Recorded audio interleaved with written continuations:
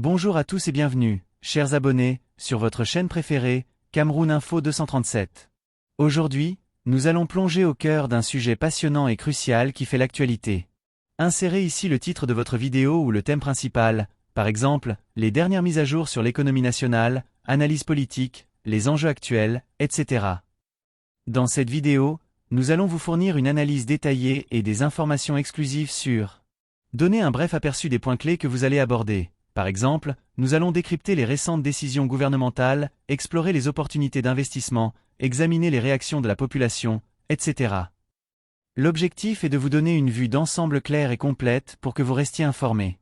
Mais avant de commencer, nous vous demandons amicalement de nous laisser un pouce bleu signe pouce vers le haut pour encourager notre travail et le dévouement que nous mettons à vous apporter ces informations. N'oubliez pas non plus de vous abonner à la chaîne et d'activer la cloche de notification pour rester scotché à toutes les mises à jour et ne rien manquer. Si tout cela est prêt, on peut commencer.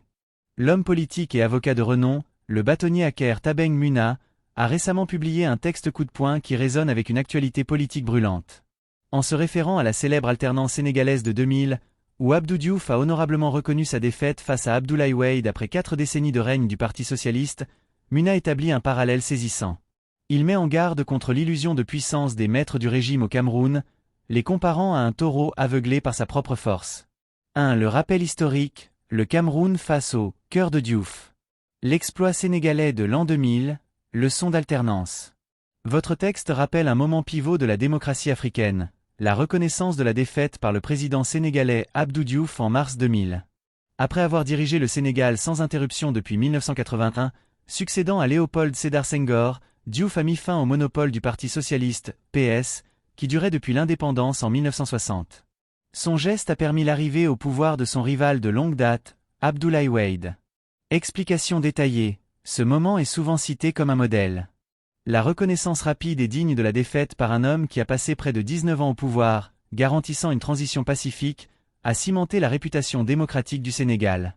C'était la preuve qu'en Afrique, un parti au pouvoir depuis l'indépendance pouvait quitter les rênes sans violence ni chaos.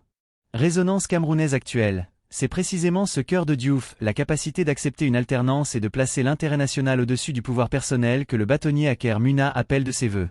Il interpelle le peuple camerounais, après 43 ans d'endurance, d'un système politique, en se demandant si une telle noblesse démocratique peut être clonée au sommet de l'État. C'est une question qui taraude de nombreux Camerounais aspirant à une transition pacifique et légitime. 2. Le diagnostic politique, l'illusion du « taureau ». Décryptage de la métaphore de Muna. Le cœur du message d'Aker Muna, coordonnateur du mouvement NOW, réside dans une métaphore puissante, celle du « taureau » et de son « illusion de la victoire possible ». Analyse de la métaphore. Le taureau, le régime en place, il symbolise la puissance brute, la longévité et l'entêtement.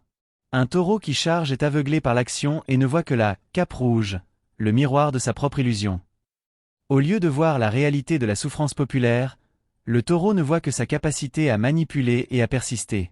L'illusion, elle se manifeste concrètement par 2 actions du régime selon Muna.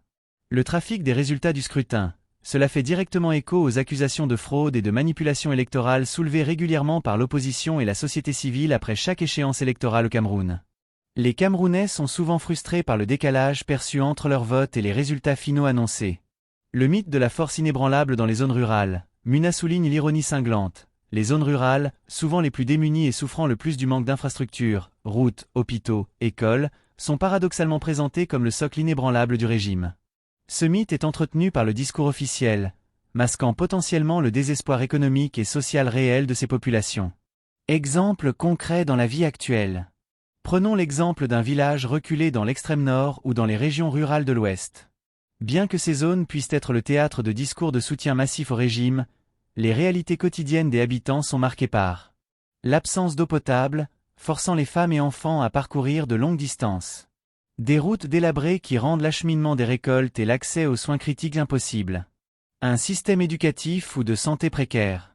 Pour Aker Muna, croire que ces populations remplissent allègrement les poches de leurs oppresseurs en votant est une illusion entretenue par ceux qui sont au pouvoir et qui ne voient pas, ou refusent de voir, le fossé entre la rhétorique et la détresse réelle.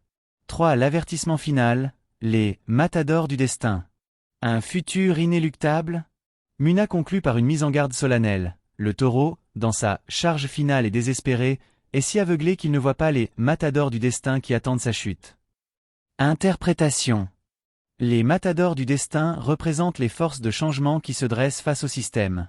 Ces forces ne sont pas nécessairement des individus, mais peuvent être le peuple éveillé et résilient, le peuple qui observe et dont l'endurance est à bout. L'histoire est l'alternance démocratique, le cycle inéluctable du pouvoir qui finit par basculer, comme cela s'est produit au Sénégal.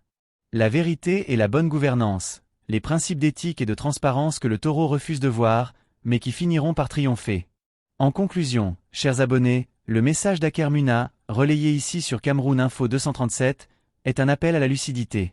Il utilise l'histoire du Sénégal pour éclairer le chemin du Cameroun et avertit que l'entêtement à maintenir un système par l'illusion et le trafic des résultats ne peut pas durer éternellement face à la volonté populaire et aux matadors du destin. Faites une pause pour l'appel à l'action. Et vous, chers abonnés, que pensez-vous de cette analyse d'Aker Muna? Laissez-nous vos commentaires ci-dessous. Pensez-vous que le Cameroun connaîtra un jour son propre cœur de Diouf? Fin du reportage.